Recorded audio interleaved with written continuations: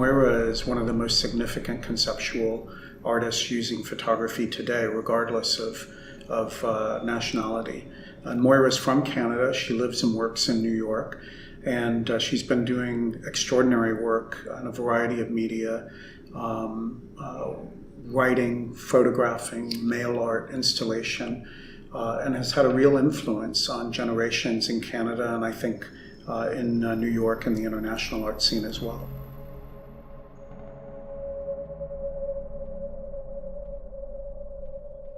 The Scotiabank Photography Award is the most important award for a career in photography given in Canada. It's been around since 2010, and each year a person with a background, either birth or education, or a career, or all three spent in Canada, is selected as being someone whose range of work throughout their career has been very important to Canadian culture. And that person who is selected each year by first by nomination and then by a jury is selected to celebrate and also to bring to a wider audience.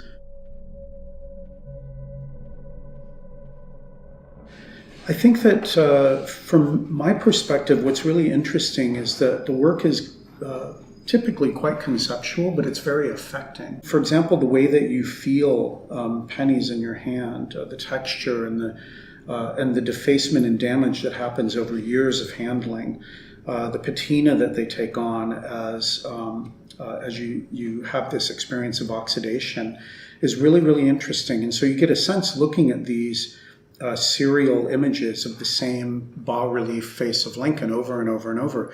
You actually get the impression of these being kept in people's pockets, carried around, used as money. And that's quite fascinating. And I think that in a lot of ways is very typical of Moyra's work. She's really interested in the inner life of things and the way that people relate to the things that they have, whether those are books or currency or the places that they go.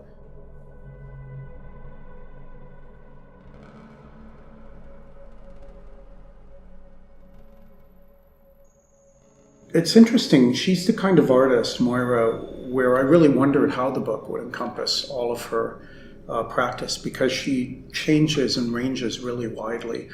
She's done straight photography. She's done conceptual photography that actually takes on meaning by the way that she shares or distributes it. For example, she often mails her photographs to people, so they collect, stamps and postmarks and tape. And then, of course, the use as people open and unfold them and refold them. Her video works are typically displayed in galleries in a fairly straightforward fashion. Her writing very often appears in journals or in exhibition catalogs.